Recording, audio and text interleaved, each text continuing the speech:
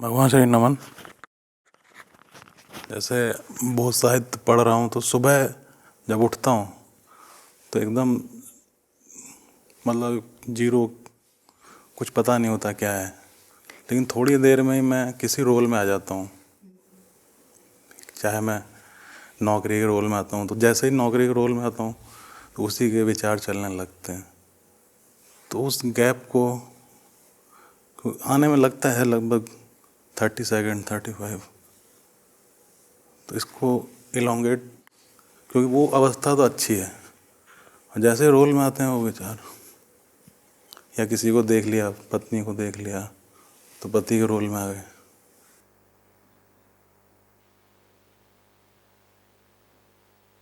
ये जो रोल है, किरदार, वो तो निभाना ही पड़ेगा ना। वही तो अभी प्रश्न पूछ रहा है। शून्यता, शुद्धता, या आत्मा के पास तो कोई प्रश्न होता नहीं। किरदारों में ही द्वंद्व होते हैं, किरदार ही धुंधले होते हैं, किरदार ही दुख पाते हैं, किरदार ही उलझ जाते हैं, किरदारों के पास ही सवाल होते हैं। तो इस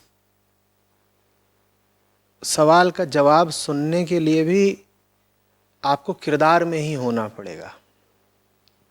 ठीक है, लेकिन आप कौन सा किरदार निभाएंगे इस वक्त?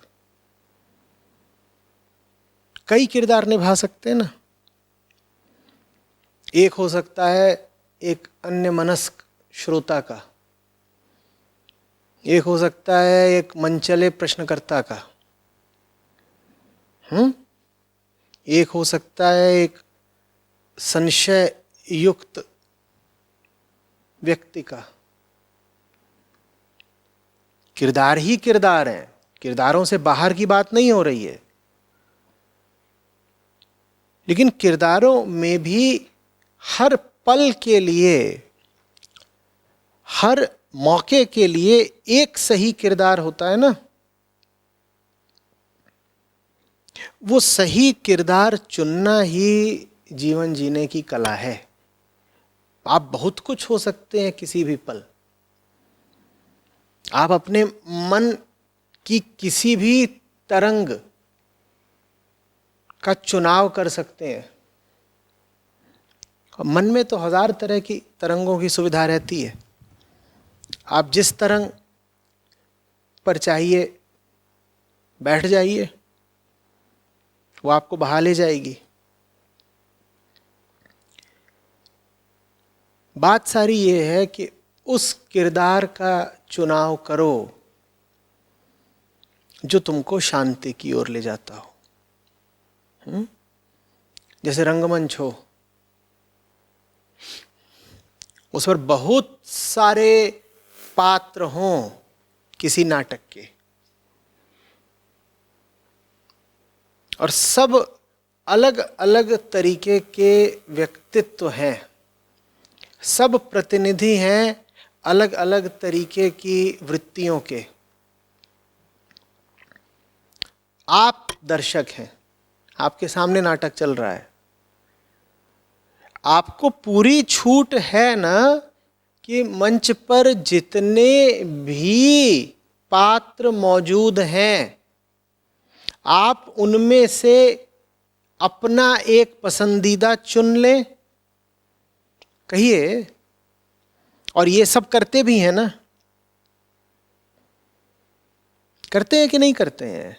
आप एक ही नाटक देखने जाएं या फिल्म देखने जाएं, उसमें 8, 10, 15 कलाकार हों, क्या सब दर्शकों को एक ही खास कलाकार पसंद आता है? कहिए, नहीं ना।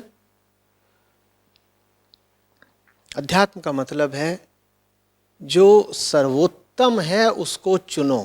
अध्यात्म का मतलब ये नहीं है कि थिएटर छोड़ के भाग जाओ। पिक्चर तो भाई देखनी पड़ेगी। पैदा होने का मतलब है टिकट कट गया। और थिएटर से बाहर आप नहीं निकलते, कम से कम अपने 2 पैरों पर नहीं निकलते, 4 कांधों पे निकलते हैं। तो पिक्चर तो देखनी पड़ेगी। ये रंगमंच का पूरा खेल तो चलेगा, आपको बस ये निर्णय करना है कि आपको देखना कैसे है, आपको चाहिए क्या। एक से एक जलील चरित्र भी होते हैं पर्दे पर, आप चाहें तो उन्हीं का रस लेने लग जाएं, और उनमें बड़ा रस आता है। और एक से एक ऐसे भी होते हैं जो आपको प्रभावित करते हैं, जिनको आप कहते हैं धांसू। आप उनसे प्रभावित हो जाएं, आप भी उन्हीं की तरह उत्तेजना केंद्रित जीवन बिताएं, समाज में धांसू कहलाएं। और हो सकता है कि इस पूरे नाटक में कोई छोटा सा किरदार हो, कैमियो कहते हैं, यदा कदा ही दिखाई देता हो, जरा सी देर को आता हो, बहुत ध्यान भी न खींचता हो, लेकिन बात उसी की हो, आप कहें हम तो इसी पर फिदा हो गए, हमारे लिए तो यही है। ये चुनाव तो आप कर सकते हैं ना, कि नहीं कर सकते? कुछ बात समझ में आ रही है? या आपके सवाल से बिल्कुल अलग उत्तर दे रहा हूं? पति ही बनना है तो 100 तरह का पति बन सकते हैं ना आप। पति बनने से अब कोई आपको रिहाई नहीं मिलने वाली।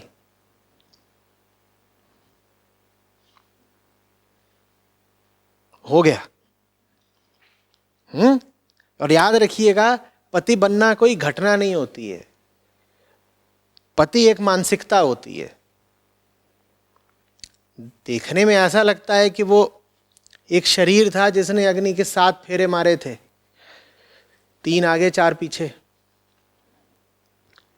लेकिन वो एक शरीर नहीं था, वो एक मन ही था जो आतुर था जुड़ने के लिए, उसे रिश्ता बनाना था। ठीक है ना? रिश्ता बनाने का मतलब होता है रंगमंच पर मौजूद होना। जो रंगमंच पर मौजूद है वो संबंधित है। ठीक है?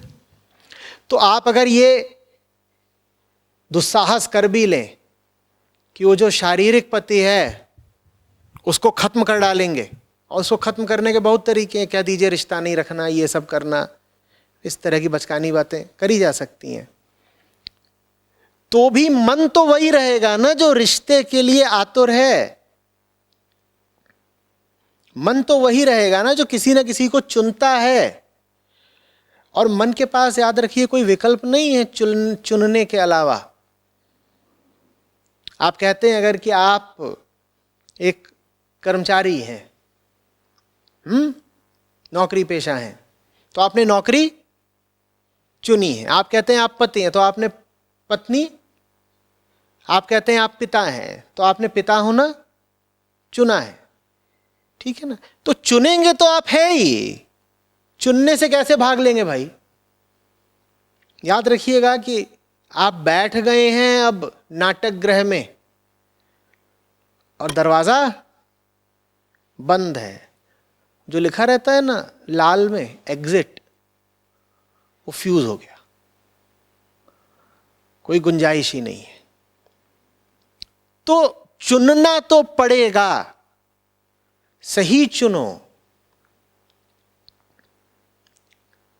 अध्यात्म का मतलब है सही चुनाव करना। आप कह रहे हैं आप सुबह उठते हैं, उस समय पर आप बिल्कुल संज्ञा शून्य रहते हैं, वो तो बात बहुत हद तक मस्तिष्क की है, उसमें अध्यात्म क्या है? वो तो खोपड़े पर अगर कोई जोर से मार दे तो भी आदमी ऐसा ही हो जाएगा, बिल्कुल जगत से बेगाना। मैं कौन, मेरा कौन, ममत्व भी गया, कामना भी गई, समाधि लग गई बिल्कुल। वो कोई बड़ी बात नहीं है। बहुत लोग तो मादक द्रव्यों का सेवन ही इसीलिए करते हैं, कहते हैं ये करके हम बिल्कुल आध्यात्मिक तौर पर अभिभूत हो जाते हैं। वो सब कुछ नहीं है। जगत में तो जीना ही पड़ेगा। शरीर माने संबंध, चुनिए कि कैसा संबंध बनाना है। कर्मचारी होना है अपने दफ्तर में तो कैसा कर्मचारी होना है, और कई तरह के विकल्प मौजूद हैं जैसे कि सामने स्क्रीन पर, पर्दे पर कई तरह के पात्र मौजूद हैं। सही चुनाव करिए ना। उठे, थोड़ी देर तक तो इधर उधर होते रहे, तभी कान में पत्नी की आवाज़ पड़ी, खटाक से पति हो गए। अरे तो पति एक पति थोड़े ही होता है, पति होने में भी तो कितने तरीके के रास्ते खुले होते हैं ना। आपको देखना होगा कि अब आप कौन सा पति होना चाहते हैं। कितनी ही कहानियां तो हैं हमारे पुराने ग्रंथों में, जहां पति ने पत्नी को भोगा ही भर नहीं, जहां पति ने पत्नी से बस एक शारीरिक सामाजिक रिश्ता ही नहीं रखा, जहां पति पत्नी की मुक्ति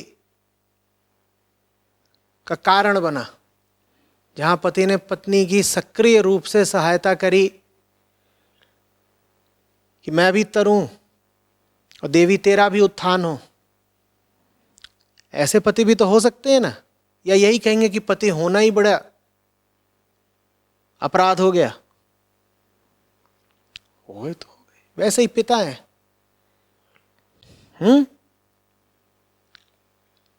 अष्टावक्र के भी तो पिता थे ना। सीखा अष्टावक्र ने उन्हीं से था। और उपनिषदों में, वेदों में तो परंपरा रही है। आदमी को कहा जाता है कि दो हैं जिन्हें सिखाना आवश्यक है, एक पुत्र एक शिष्य। शिष्य की तो फिर भी पात्रता मांगी जाती है। जब कोई आए कि शिष्य बनना चाहता हूं, तो उससे तो फिर भी सवाल जवाब किया जाता है कि हाँ भाई कुछ काबिलियत है या यूं ही।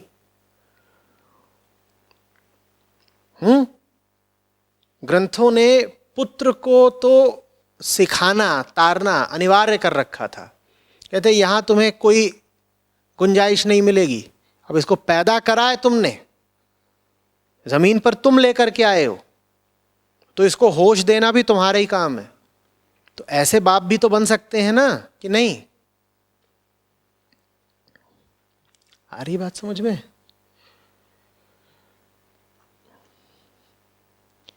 ये जो बात करी जाती है ना, त्यागो त्यागो, वो बात भी सामरिक है। नीति के तौर पर इस्तेमाल किया जाता है त्याग का, स्ट्रेटेजिकली। ये छोड़ो तभी तो कुछ और पकड़ सकते हो। वो कभी ऐसा नहीं होता कि छोड़ने के लिए छोड़ो।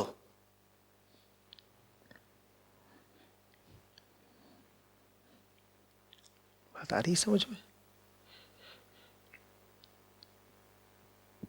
आप क्रिकेट देखते हैं, 8-9 विकेट गिर चुके हैं, ठीक है ना? तो एक छोर पर तो उछल्ला ही बल्लेबाज होगा। वो बल्लेबाज नहीं, वो गेंदबाज है। गेंद की जगह बल्ला उठा के आ गया है। और मान लीजिए दूसरे छोर पर कोई बढ़िया बल्लेबाज है, तो क्या करता है? वो सिंगल लेता है क्या? ओवर की कम से कम 4 गेंदों तक वो सिंगल त्यागता है। क्या करता है? तो त्यागने का ही मतलब है कि उसने अब रन बनाना त्याग दिया। अगर रन बनाना त्याग दिया तो फिर तो मैच ही त्याग दिया। पर अगर आप गौर से नहीं देखेंगे तो आपको लगेगा अरे देखो अभी बड़े त्यागी हो गए हैं, अब ये रन नहीं बनाया करते। ये देखो, पहली 4 गेंदों में इन्हें 3 बार मौका मिला 1 रन लेने का, इन्होंने त्याग दिया। जय महाराज, आज से ये बल्लेबाज त्यागी जी कहलाएंगे। नहीं, वो त्याग नहीं रहा है, उसे लंबा हाथ मारना है। और याद रखना कि जो काम वो पहली 4-5 गेंदों पर नहीं करता, वो आखिरी 1-2 गेंदों पर करना चाहता है।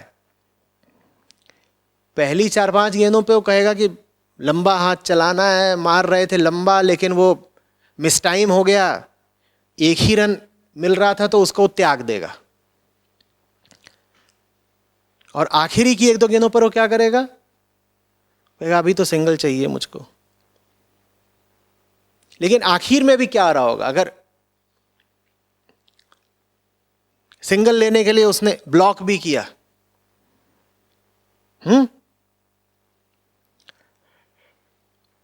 और गेंद जा रही होगी बाउंड्री की तरफ, तो वो तब चौका त्याग देगा, वो कहेगा नहीं सिंगल लेना है। और तब बड़ा एक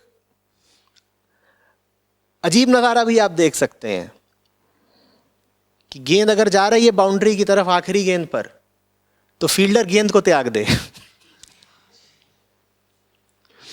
फील्डर कहेगा जाने दो बाउंड्री की तरफ, बच्चों को सिंगल तो नहीं मिलेगा, कम से कम अगले ओवर में खेल खत्म कर देंगे हम, तुम खड़े रहना दूसरे छोर पे।